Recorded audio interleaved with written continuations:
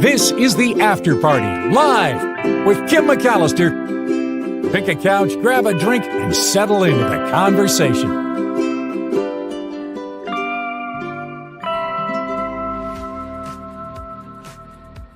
Hello, everybody. It is the After Party live on a Tuesday, and we're going to travel today. We're going back to the beach, and it's going to be really relaxing and fun. You know those days where you're just so tired for whatever reason, your eyelids feel heavy? I got to snap out of it over here, wake myself up a little bit. I don't know. I don't know why I'm so tired. I need to get a good night's sleep tonight, but I have so many stories to share with you, and I'm so grateful that you are spending your time on the After Party Live. Very, very nice. I loved the Mark Thompson show today. David K. Johnston, always really, really great. And I know we don't talk politics on this particular show, so I won't get into it, but I would really love to tell you about a debate that I had before the show. Some other time. Happy Tuesday, party people, says Sandy. I agree, Rev, with the applause and the hearts and the emojis of love. Thank you for all of that. Yeah, Zero Sum, we're headed to the beach. I love that picture of the cat with the hat. Hi, Nullifidian. Hello to everybody. Oh, hi. Susan says, how much will airbags fit into your tiny space on a plane? All right, so this is not the story that you reference. It's not necessarily for airbags in your personal space on the plane, although I don't know if that's a bad idea, but this is more for the outside of the plane. Yeah. So if you were in a, say, plane accident, right, you would think you would want the possibility in the way that a plane glides to have the plane have at least the chance of coming down to rest in a way that is somewhat like a normal landing, even if it's a harder landing. And that if you had these giant, you can see pictured here, these massive airbags that turn the plane to kind of into a big bouncing beach ball, that then you would have more of a chance of it, flipping over and wings cracking off. And according to my knowledge from movies, planes bursting into flames. I don't know. That's the new idea. Okay, so here's the story. This is, and I think a little interesting. Find this story a little fascinating. Just the picture alone is like, what?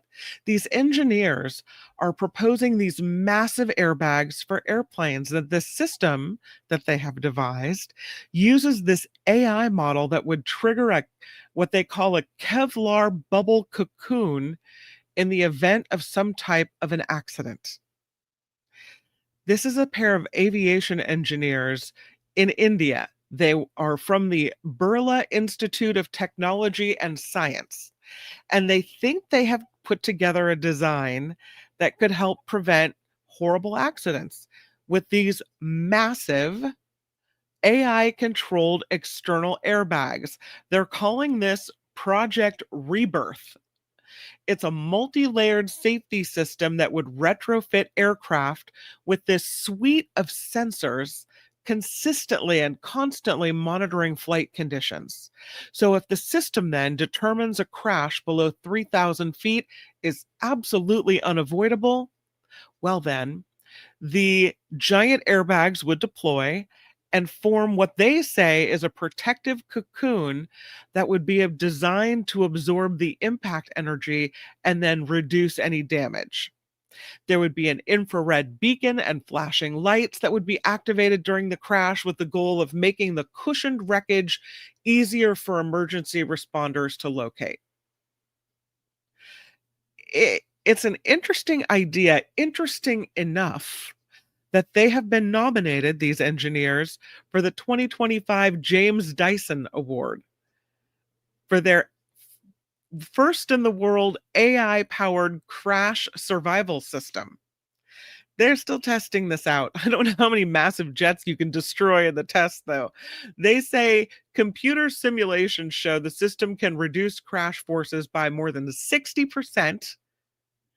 And the thinking there is that a softer landing combined with faster AI-driven emergency response decisions could mean the difference between passengers surviving or dying in some type of plane accident. There's an aviation expert that tells Popular Science this concept is showing promise, but there are a lot of unanswered questions here, especially with the added weight of this type of airbag. Like, how much weight does that put on the plane, right? It says, sounds like an interesting idea, but airline disasters that this airbag system is intended to mitigate would mean future aircraft would all be carrying the additional weight and other compromises to mitigate one accident in 20 years. So, is that worth it? This whole project Rebirth came after a horrible accident in India.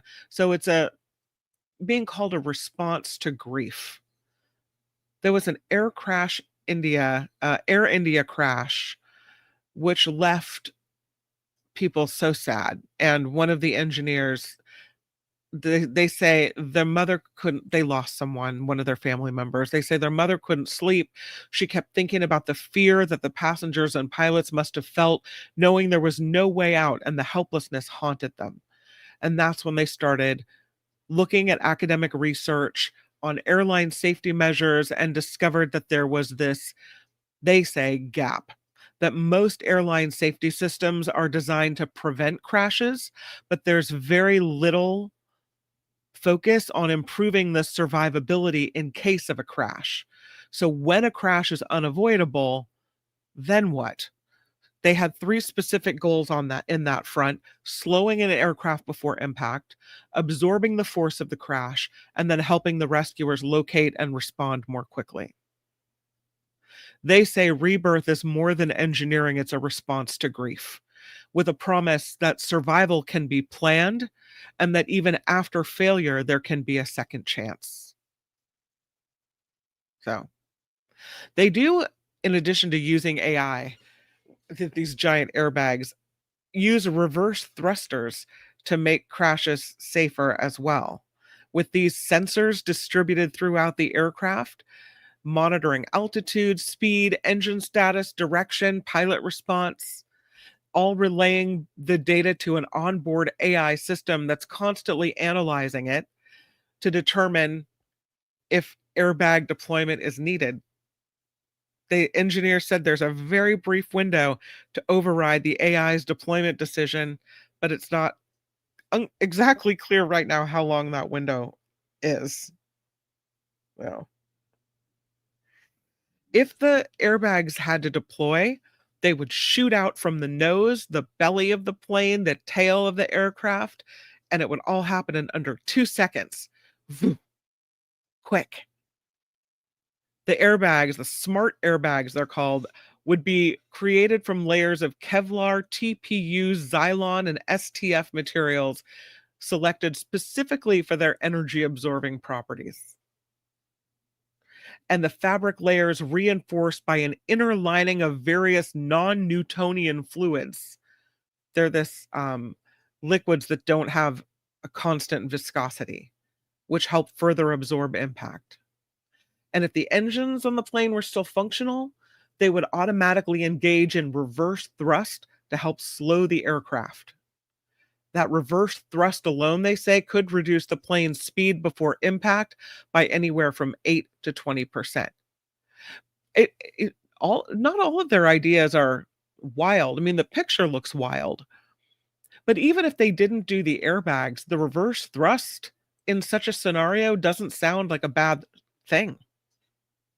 They said once the airbag covered plane makes impact, the system would then automatically shoot out infrared beacons, GPS coordinates, and lights to help first responders quickly identify it. Prepares for the worst when all else fails. So, they are ready, they say, for scaled testing with schematics and simulations and materials data all prepped. At this point, they're still doing the models. I don't know. It's an interesting thought. I had a thought a long time ago. And this is also born of fear about going off of a bridge or somehow when your car ends up in a waterway, because if you've ever watched a video of this, you can see how fast. I was sent to cover a story of a lady that drove her car into the bay, and I could see her as I'm reporting. I got there quick enough to still see her, and all of a sudden this minivan went under the bay and she was gone. Never made it out.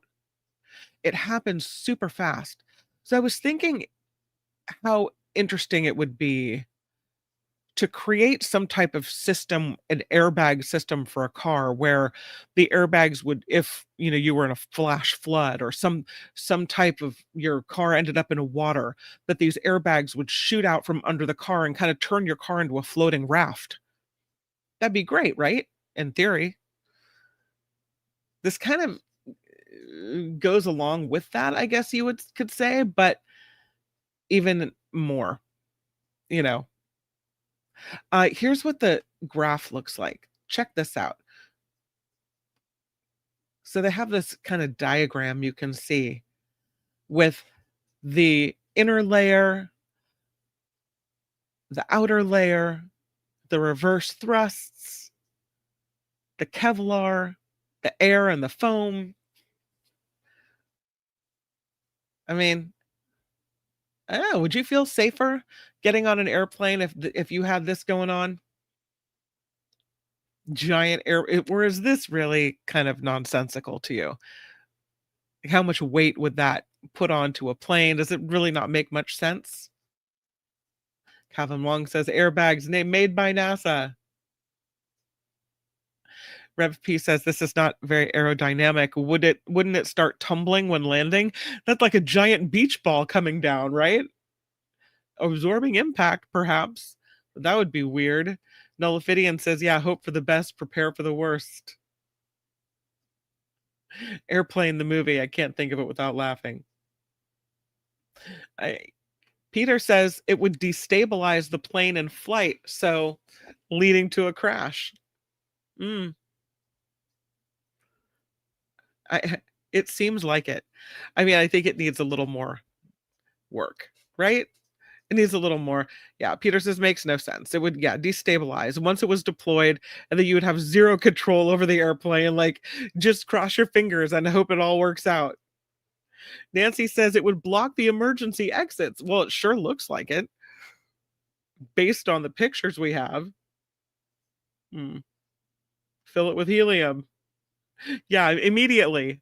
Make the whole thing into a giant balloon. I don't know. It's an interesting thought, and they're being nominated for the Dyson Innovation Award. So, let's go to the animal stories of the day. Look at those little pinecone huts. What's the point of that, you might ask? These are little huts for duckies. There's a lot of things going on. There's typhoons, there's rainstorms, there's all kinds of trouble in Duckland. And so, enter the invention of these little duck huts so that the ducks have a place to keep safe. Now, you would think that this automatically happens in nature, that there are little places they find, little nooks and crannies and cutouts and whatever along the banks that they find. But now in Taiwan, they're creating floating pine cone shaped huts that offer ducks shelter from hot, hot summers in Taiwan and the frequent typhoons that happen there as well. So there are these little wooden shelters for ducks. They're called Nesting Plan 5 Call Duck.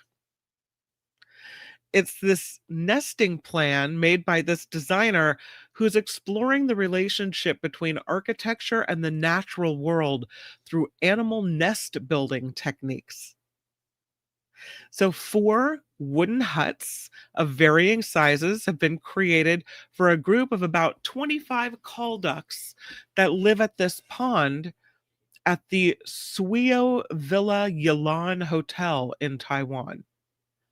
They were intended to provide safe, comfortable weather-resistant habitats for the ducks, especially during the intensely hot summers and frequent typhoons as well. The behavior patterns of the ducks informed the design. The placement of the huts showed that they tended to gather in four distinct groups in different areas of the pond.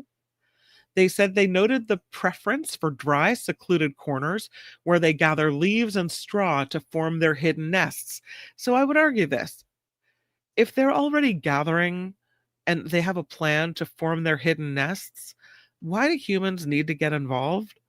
I mean, I know that we think we have all the answers, but you know, what is that saying? If something ain't broke, don't fix it. I'm not saying that there's not a possibility that you can't make it better, but is this where our energy needed to be placed? Perhaps not. I don't know. I will say that the pine cone duck huts are kind of cute, and you know, why not, I guess. Why not go for it? They here's another picture. You can see they have the little rendering of the duck that's sitting in the hut. This is cute, right? I don't know. It's at the hotel, so you know, they did some research and testing. They made some adjustments to the design, changes in the buoyancy and the floor height and the entrance design and the ventilation. They have these angular overlapping slats to maximize ventilation, shade, and water drainage. They said they used wood because it has a very nice compatibility with lush green environments, and its warmth makes it feel familiar and unobtrusive to animals. There's a circular port-like window for ducks to look out of and for visitors to look in through. There's bird watching telescopes in the hotel guest room. Each hut has automatic lighting that comes on in the evening during the cold winter months because, ducks don't like to be in the dark. So it becomes then an inviting space for ducks while adding an ambient glow to the pond after dark. Each duck shelter is easily cleanable. There's a detachable roof. They could just, I guess, hose it all off. Oh, okay. Now what they haven't said is whether the ducks are actually using these things. They're sitting there. They're sitting out there in the little hotel pond. Kind of cute. There you go. I have another animal story, and this one maybe not so cute. They measured this. I'll call him a big boy. He's a big boy shark. They think they found the world's largest male great white. Now, the females are bigger than the males in this particular instance. His name is Contender. And they think, is the largest male great white shark in the North Atlantic. He's just kind of swimming off the coast there. But he was caught and tagged and released, measures 13 feet 9 inches in length. And he's about, what does it say? They have put a tracker on him, and when they caught him near the coast of Florida and Georgia, about 45 miles offshore, they said then he was heading south along Florida's coast and then disappeared for 4 weeks, resurfacing in April off North Carolina and hanging out there until June and then going silent again. Most recently, his ping was captured July 18th near Cape Cod in Massachusetts, which is a hot spot for shark activity. The area Oh, by the way, they say contender is an estimated 1,653 pounds. That's a big shark. So they say for a male, that's really big. Female sharks often tower over their male counterparts, averaging 15 to 16 feet. So contender is at 13.9 feet. He still, they say, commands attention as a colossal force of nature. The scientists say that we've tagged and released a number of sharks as part of this project. Animals of adult size have proven elusive, so it was kind of a big deal for them to find contender. Usually, male white sharks that are mature are about 11 and a half feet, contender at around 14 feet. In his early 30s, still early in his reproductive life, they say is an important part of the effective breeding population that may contribute to the rebuilding of the western North Atlantic white shark population. It's a big one. There have been larger females that have been tagged. One called Mary Lee at 16 feet, weighing more than 2,600 pounds. Nukumi, a female measuring 17 feet 2 inches long. She hasn't been recorded since 2021, though. The largest great white shark ever recorded is a female named Deep Blue, who measured 20 feet long from tip to tail and would likely be around 50 years old. She's believed to have first been spotted in the 1990s and has since become the subject of several high-profile sightings, some of which remain unverified. The confirmed footage of Deep Blue is rare, and her current whereabouts are unknown. So Deep Blue is the grandmama of them all. But the contender, as the boys go, he's a pretty big one too. From sharks to Jesus, because you'd be praying to Jesus if you saw that thing in the water coming for you. This is a long-lost Rubens painting of Jesus Christ's crucifixion, and it was discovered inside of a mansion in Paris. It's a Baroque artwork, and this auctioneer went to the mansion on what's called a routine visit, because you so routinely stop by the mansion for a little look-see around. They're going to put this at auction in November, but apparently it was quite the find. Peter Paul Rubens painting this long-lost work of the crucifixion of Jesus Christ. There was a French auctioneer making a routine visit to this mansion, which he was preparing to sell, when he found this painting about a year ago. Stumbled upon this dramatic Baroque painting, and he said his instincts told him it was an extremely rare, incredible discovery that would define his career as an auctioneer. The painting came from, they think, 1613. They had to get it authenticated. They had to use X-ray imaging and pigment analysis to verify its origins.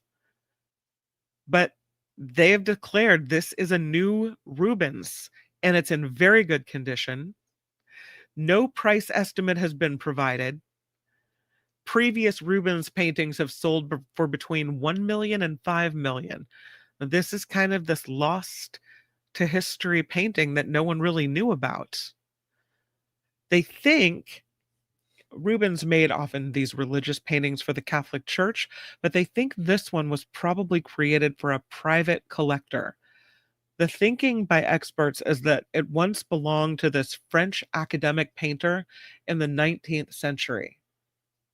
His name was William Adolphe Bouguereau. It represents, they say, the very beginning of Baroque painting. It's in a very realistic manner, as you can see. Behind the green, overgrown, rocky backdrop is a view of Jerusalem illuminated but apparently under a rainstorm. The attention to detail, they say, can also be seen in a 1621 biblical sketch by Rubens that was returned to a castle in Germany just last year. Paintings that no one knew about. These masters just hanging out in some mansion somewhere. You know. There's a cheating scandal. Say it ain't so. It happened at the stone skipping contest in Scotland. Cheating scandal. Nearly derailing the whole contest. It's the World Stone Skipping Championships. It's an annual celebration of this sport known as stone skipping. They do it every September on the western Scotland Isle of Easdale. There's some rules of the competitions. The stones must be thrown by competitors to skim across the surface of the water. The rocks have to be naturally occurring slate from this island, so you can't be bringing your own stones to the competition. The stones have to come from the island. But apparently, several of the competitors this year were found to be throwing rocks that appeared to have been shaped and smoothed by a machine. You're supposed to find them on the island. They have to be a certain size. You can't have tampered with them at all. But some of the competitors were calling in saying, no, people are cheating. Some people had to be disqualified. Then the stone skippers that were found to be manipulating stones deeply apologized, way more than a my bad, I'm sorry, for bringing the sport into disrepute. They have accepted their disqualification, and the contest organizers say we accept it is the end of the matter. So now the organizers are looking into new rules for future competitions, requiring the participants to choose from stones already selected by officials instead of finding their own stones on the island. The winner doesn't get a cash prize for the stone skipping, but they do get a big trophy and bragging rights. So, it's a bad scene when the stone skippers start cheating. I don't know. All right. Do you think we should travel? No. Let's talk about the partial eclipse. It's happening. It's coming. It'll be the last partial solar eclipse of 2025. And you won't be able to see it from everywhere. Taking place over a very small corner of the globe. In this case, daylight will dim slightly, but the sun will never fully disappear behind the moon. The moon will cover up to 85% of the sun at the height of this event, but it will only be visible from New Zealand, the east coast of Australia, some Pacific islands, and part of Antarctica. So we will see pictures of it, right? Only 0.2% of the entire population of the globe lives in this area. Not very many people are going to see it. But the people that are in this area should remember we don't look at the sun with the naked eye, right? They recommend the solar filter or eclipse glasses to view this event. So this September 21st event then closes the book on the eclipse season for 2025. September 21st, New Zealand, Australia, parts of Antarctica, some Pacific islands will see the last partial solar eclipse of 2025. Lotto of the day. I love how they get to hide behind the check now. It's cool. This happened after an impulse purchase at a car wash in Illinois. This dad, he told the Illinois lottery officials he bought his ticket for the August 9th Powerball drawing at the Exxon Mobil on South York Road in Bensonville in Illinois. He said, I drove out to get my car washed at the Exxon Mobil, decided to play the lottery at the new place, chose the Powerball because I wanted to play for the most money. That's when it was like nearly $1 billion, right? He said he was excited to tell his wife and his 3 adult children when he realized one of his tickets matched all 5 numbers from the drawing. When I checked the numbers, he said it sank in immediately that I had won. I felt relieved, but my wife, she thought I was lying. Then she said, "We're going to Disney World." So he gets $1 million from this prize, plus an additional $4 from another ticket. $1,004. He said his winnings will help with the education funds for his grown children. And yes, Disney World, he said, is on the itinerary. A few years from now, we hope we're less stressed and just happy. So there you go. Uh, did want to show you the world's oldest mummies, they think, is found in China and East Asia. You think mummy, sometimes you just think Egypt. Pero no, you would be incorrect. Apparently, mummies were not, Egypt doesn't have the corner on the mummy market. Scientists have discovered what may be the world's oldest known mummies in China and Southeast Asia. They have published their research in the journal PNAS. They examined 54 pre-Neolithic burials from 11 archaeological sites and ancient graves in China and the Philippines, Laos, Thailand, Malaysia, and Indonesia.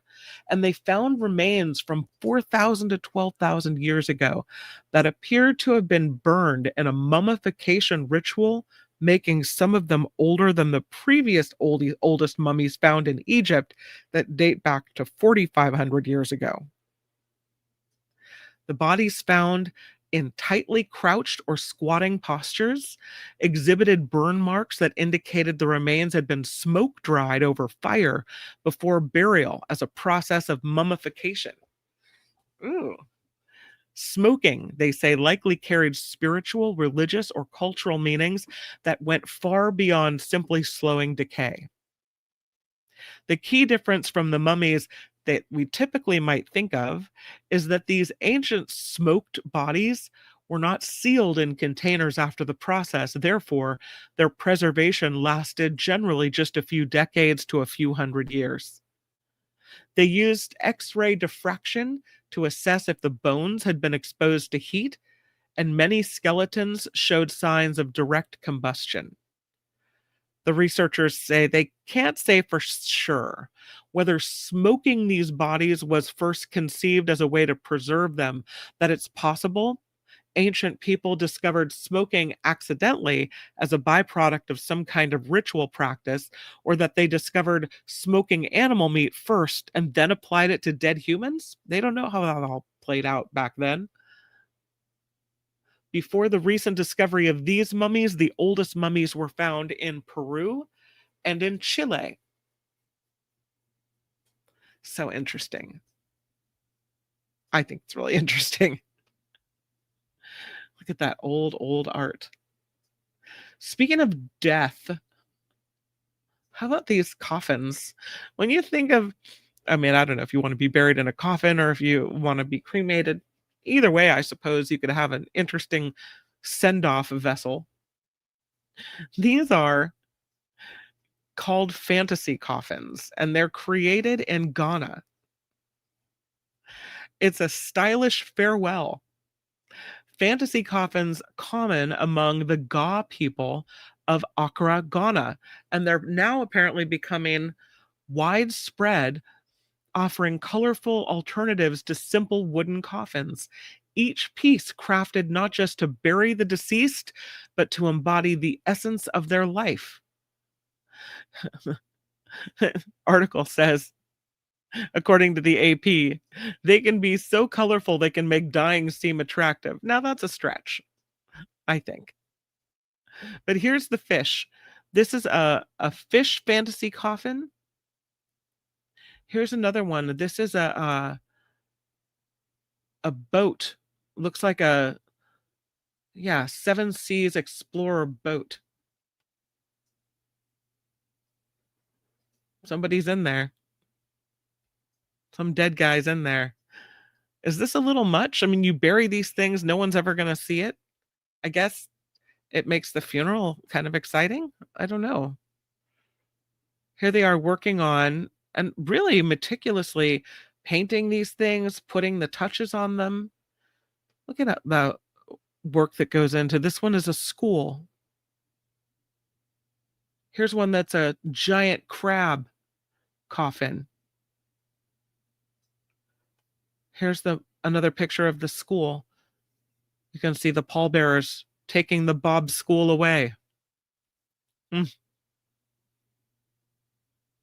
It was a fantasy coffin for the late Robert Nil Anong Obodai, who was a former school proprietor, and that picture taken during his funeral. There's one of a peacock. Here's another couple. You can see a lion here in the picture, and a giant chili pepper, and a bottle of beer. I mean, kind of interesting coffins. Here's an airplane coffin. What do you think?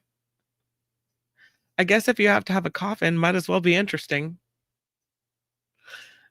Kind of jacks up the price of your funeral. That has to be a very expensive coffin. Mama says, I'd like to be buried in whatever is the most affordable option, please. Judy says, I appreciate the artistry, but it's hardly dignified. Well, different cultures, I would argue, and yes, not dignified here, right? Where everything is dark and sleek and whatever with satin interiors, but different cultures have different ideas about what funerals should be and whether they should be, a mournful process or some type of a party and a celebration of who the person was. Trevor says, George Carlin said, I want to be blown up. I don't think he was. I don't think so either. I don't know. Ooh, SJ, good luck with the flu shot. Glad you're getting that done. Nullifidian's going to be composted. Trevor wants to know if it's full of candy. Zero Sum, it's funny and creative. Jim says, I'm going to be cremated and put into a lava lamp. I'll travel from garage sale to garage sale. What an afterlife. Yeah. A Jamaican bobsled coffin. That's funny. Zero Sum says, I think it's cool. People need to have fun. Yeah. Teacher Lori says it's sad to cover it with dirt. It should go in a glass fronted vault so it can be appreciated when people come visit. That's not a bad idea. Although glass vaults, I mean, that, you'd have to have a lot of money to make that happen. But I agree. Kind of sad to cover it up. With the money saved, get me a mariachi. That's the send off she wants. I love it. Hunter S. Thompson's remains were shot out of a cannon. Yeah, and wasn't it whoever wrote Star Trek? I'm sorry, I forget his name. I know I'm gonna get blasted later on. Who was shot into space as well, right? Oh, I don't know. Do want to thank Trevor who throws in 1010. He says, Kim, I got an error trying to send a super chat to Mark, so I'm trying it with you. If it costs $10 to solve the problem, I'm okay with that. Thanks, Trevor. I'm okay with that too. I appreciate the contribution to the show, the crowd-funded show that really desperately needs the help. So I appreciate that. There's good months and bad months, and this is the way it is, but we're going to keep plodding along with the show, making it happen. Are you ready to do it? It is Travel Tuesday, after party style. And today, we're going here. Where is this, you ask? Well, this would be St. Vincent and the Grenadines. 18 miles long, 11 miles wide. This chain of islands has beautiful offerings, 33 islands and cays. There's something for everyone. There's an active volcano called Mount Soufriere with stunning views, the idyllic Salt Whistle Bay where kite surfing is the thing. There's a new resort. It's a Sandals St. Vincent and the Grenadines resort, which is on 50 acres with overwater villas, 11 restaurants, and 4 pools. They have increased service with both American Airlines and JetBlue, so it's easy for us to travel here. And there's a bunch of festivals that happen in these islands. Carnival, Vinci Moss, 9 mornings is a December tradition. The Bakila Easter Regatta happens. So there's a lot to see here. As a matter of fact, we have some of the best things to see and do in these islands. And the first stop is here. This is, oh, pardon. This is the Tobago Cays. Beautiful. We're going to take a little boat out there. This cluster of small uninhabited islands at the east end of May Row has some of Grenadine's finest underwater sights. The remote cay's calm, clear waters add with the bright coral reefs and exotic marine life. This is a wildlife reserve. The yachts that you see in the picture are not allowed to drop anchor here because it's a protected area.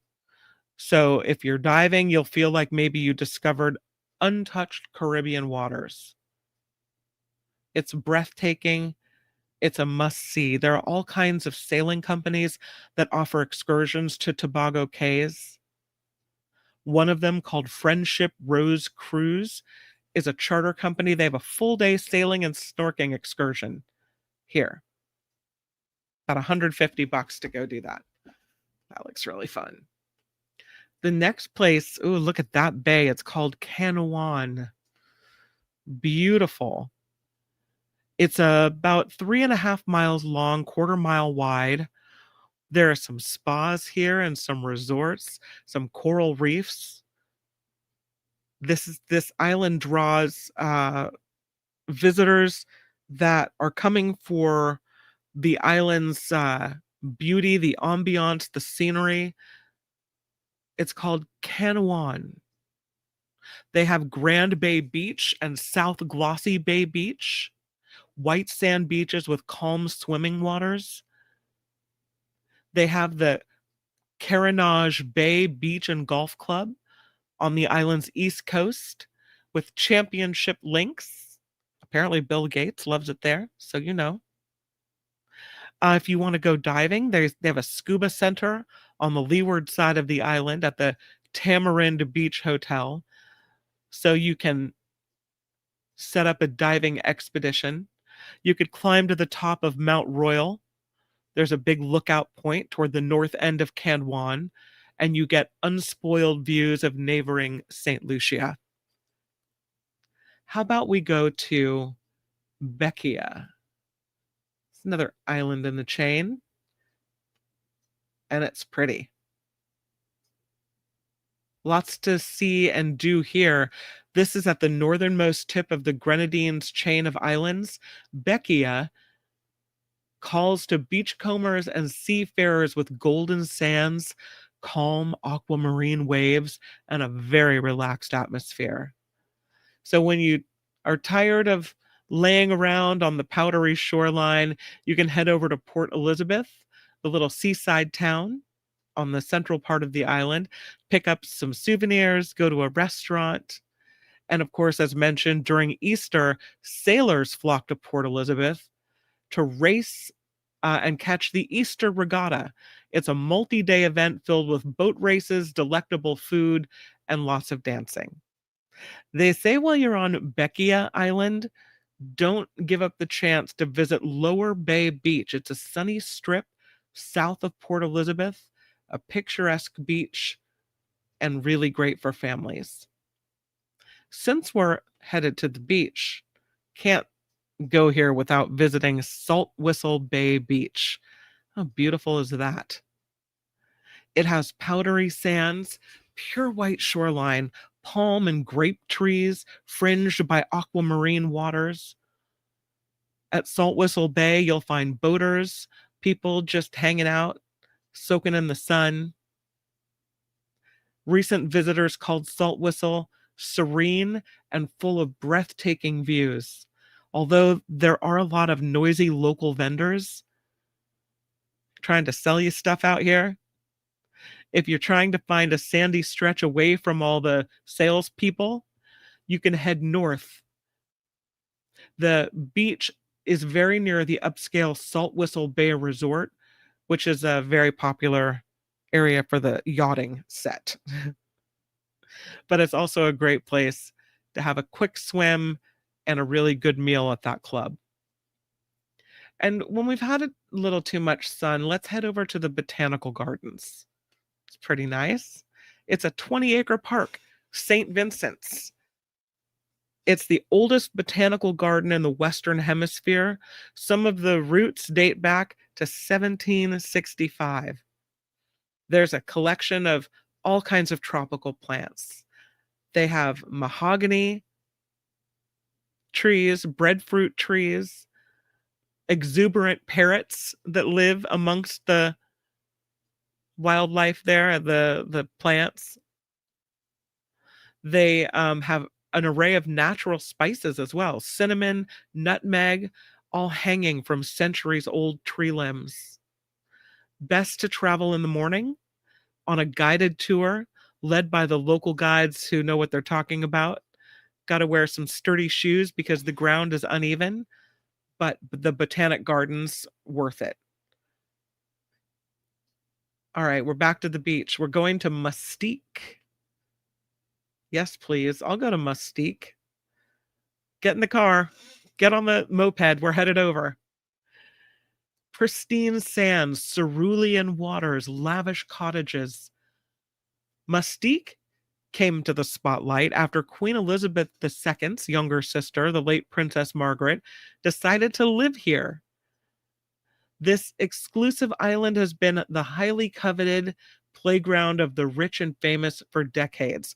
Tommy Hilfiger, Mick Jagger, Paul Newman all lived here, or had at least vacation properties here. Not cheap, but you can get there via ferry. The ferry comes once a day. If you arrive by charter boat, you have to touch base with the Mustique company. They oversee all the comings and goings on the island. And if you're going to moor out here, it's expensive. It's about 100 to 370 a day, depending on the size of your boat. So, yeah. If you want to stay on in a hotel on the Isle of Mustique, it'll cost you about $1,000 a night. This place is no joke. We can lay on the beach for a while, but we're not staying over here. We can't do that. We're bringing lunch. Somebody pack the sandwiches. We're just going to hang out on the beach. Or we could just go over here to Macaroni Beach. Here's Macaroni. It's a little rockier, but it's still pretty. Macaroni Beach is about 18 miles southeast of St. Vincent's. It's super white sand. They have a palm hut that faces turquoise waters. It's really beautiful. And there's a lot of surfing that happens out here. A lot of people review the beaches and they call Macaroni Beach the best in the Caribbean. It's never usually too crowded. Other people complain there's too much seaweed and the waves are a little wild. That's Macaroni Beach. We cannot travel here without the scuba divers among us, Phineas, setting up a scuba excursion. Once they say you've marveled at the Grenadines' magnificent scenery above the surface, it's time to take the plunge below. They call it the critter capital of the Caribbean. Some of the notable underwater creatures include manta rays, squid, frogfish, and reef sharks. There's an anchor reef and a critter corner that stand out. Anchor Reef has a unique black coral garden and versatile marine life that includes seahorses and the occasional octopus. Over at Critter Corner, seagrass, boulders, and a wide variety of fish. They're beautiful. Let's go back to the beach. This is Mayreau. How pretty is that? Mayreau, another neighboring island, Tall palms swaying in the breeze, azure waters. This is where Salt Whistle Bay is located as well. This quiet island, Mayro, home to a small hilly village, beautiful seaside views. It doesn't have an airport. You likely stop here on an excursion to one of the nearby dive sites. If you manage to get to Mayro, the recommendation is to try some delectable seafood and barbecue served at Dennis's Hideaway, which is a boutique hotel on Saline Bay at the southern end of the island. Mayro is to the east of the Tobago Cays, and you can get there from ferry by St. Vincent. They only have boats operating several times throughout the week. It takes about 3.5 hours to get here. I think that's worth the trip. We'll do that. Kingstown. This is a pretty nice place. Before you set sail for the remote Isles of the Grenadines, explore Kingstown. It is St. Vincent's colorful capital city on the island's southern coast. There are cobbled streets, rolling hills, a bustling harbor. Beautiful scenery. They have vibrant, busy, bustling markets. And you can then take a little walk uphill to Fort Charlotte. It's a colonial era fort that can be reached via taxi or by foot, with beautiful views and a lot of history. So pretty. There's a lot of hiking in this area, and of course, we do have a waterfall, the Dark View Falls, it's called, a 15-minute hike, and you get rewarded with beautiful waterfalls. They say getting there is not without excitement. You can kind of see the waterfalls in the background there. Not the best photo, my apologies. Getting to Dark View Halls, you have to cross a bridge made of bamboo poles over the Richmond River. After a short walk through a bamboo grove, you reach the first of the waterfalls. Then you access the other waterfalls above the first with another shorter hike. The falls descend to 2 pools where then you can go swimming. The travelers say Dark View Falls is a must when visiting St. Vincent's. Wear your water shoes. There are rocks in the pools beneath the falls. And there are also people out here trying to sell you food and drinks. So you know how it goes, a little touristy. As long as we make it over the bridge of bamboo poles, I think we're going to be okay. Man. And there we have it. Beautiful. St. Vincent and the Grenadines. I love it. And that, my friends, is Travel Tuesday. I hope you had a good time. I had a good time. Beer is extra.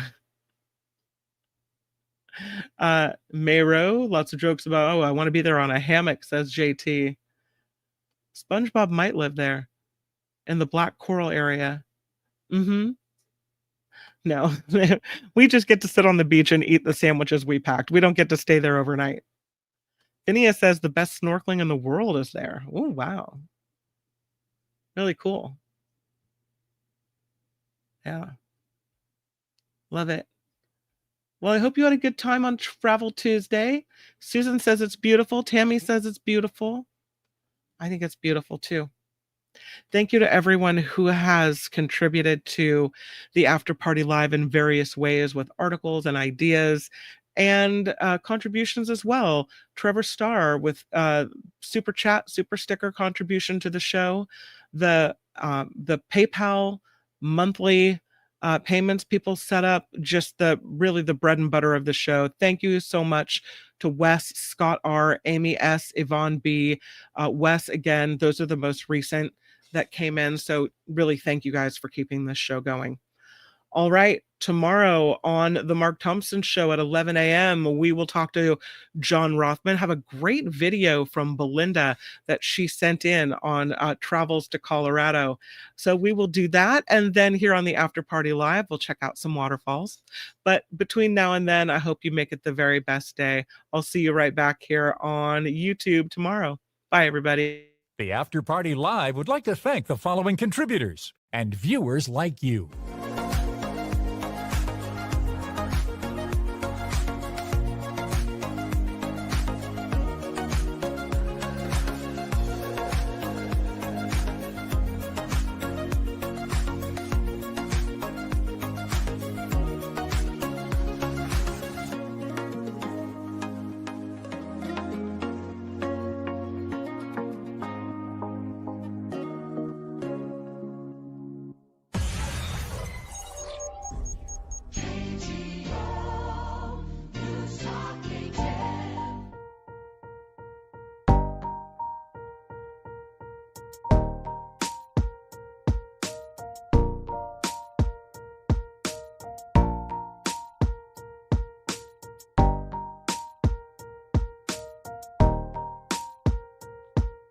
What? Aw.